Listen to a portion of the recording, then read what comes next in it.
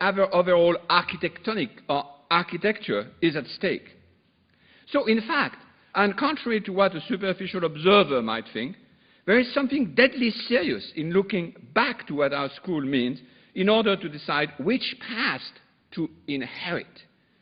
Not only that, but after having settled the matter, we are all satisfied that we have been faithful to an instruction that we did not know before was really part of what had been bequeathed to us.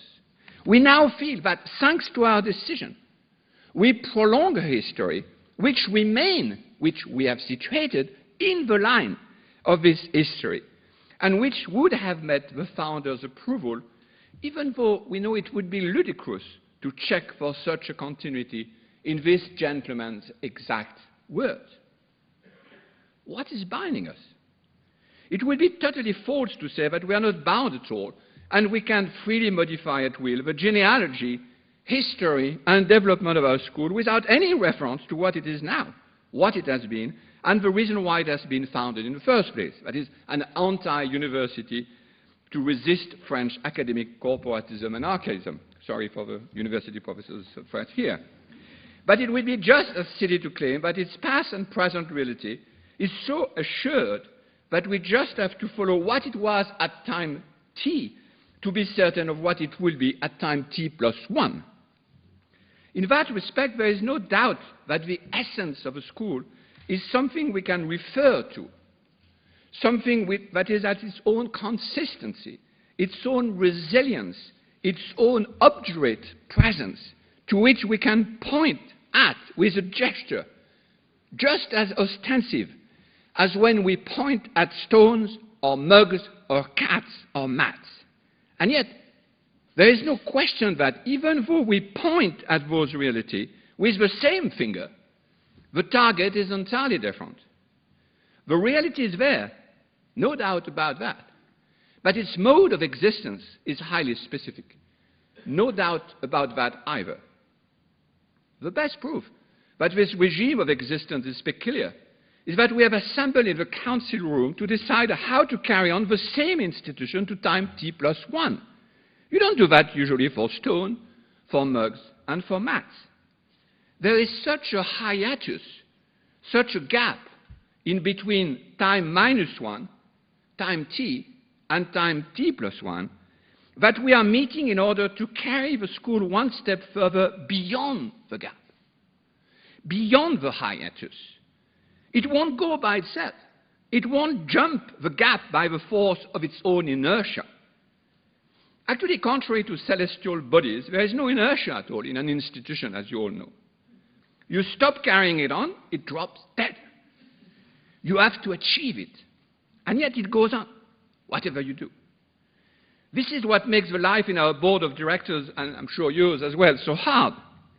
We simultaneously have a feeling that this school is as solid, weighty, obdurate, obstinate as a 100-ton pyramid that sits on our weak shoulders, paralyzing and stifling us. And that at the same time, or in the next moment, it could dissipate like a flock of sparrows. We have to work hard to bring it together so that it could last for another span of time, the duration of which remains totally unpredictable. The next crisis could be tomorrow, 5 minutes, 10 years. No doubt about that, organizations are strange beasts, and yet they should not be made more exotic, more inscrutable than they have to be. Two unnecessary obfuscation, one metaphysical, the other sociological, have to be put aside if we wish to provide a good definition of organizing. The existence of a hiatus, of a gap, in between two instants of time is not what is so strange in their mode of existence. This is a general feature of actual occasion, to use Whitehead's terminology. To last in time requires always additional work and cannot be just confided to some substance, which, as the etymology indicates, will stand beneath a given entity in order to ensure its continuity, so to speak, for free and without extra trouble. Even though much traditional philosophy has embraced this theory of indolence and laziness, and when faced with any state of affair, looks for an essence, foundation, or substance to explain what something is and why it lasts. It requires no immense ingenuity, nor deep metaphysical insight. I mean, once James and Whitehead have done the job, that is, to realize that there is never anything deeper than what is in its actuality. Under, above, beneath, beyond the actual occasion, there is nothing that explains them or would last longer than them. What lasts managed to do so on its own by inheriting from other occasions. For the continuity of its existence, each essence has to pay the price in the hard currency of change.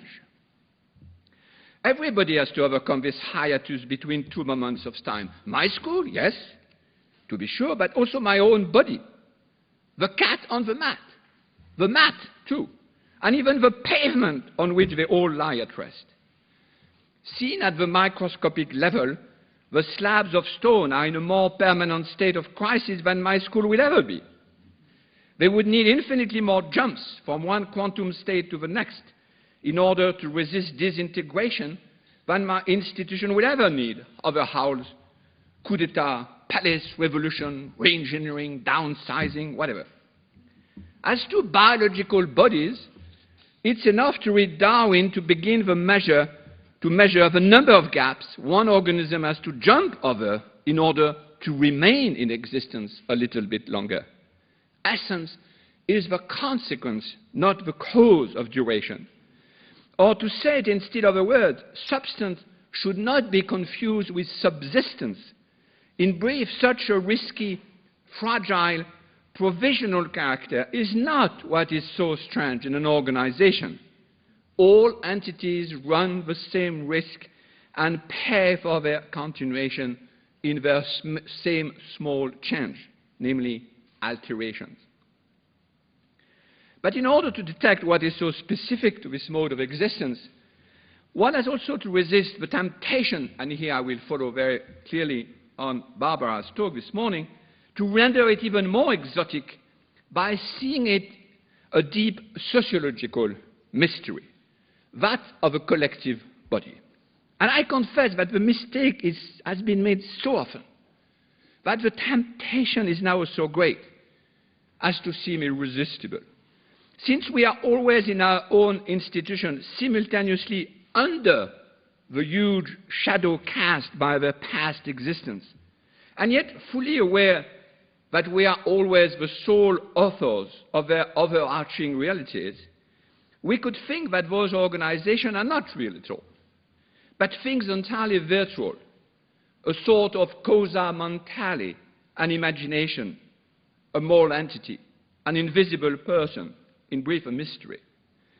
There is, however, a huge distinction to be made between the clear recognition of a trait specific to the organizational mode of existence and the activity of blurring it into a mystery, especially with the dialectical miracle through which the same person would simultaneously be the authors of the organization and those who are defined by the organization, as if there existed a system or a structure into which human actor would fit. The vicious or the virtuous circle is fascinating to look at, I agree, but it's also what renders organization totally opaque. I think necessary to insist on that distinction because so much social theory can be taken as a celebration of this mystery instead of its analytical resolution. Instead of defining the precise mechanism that defines an organization, sociologists, with very, very few exceptions, notably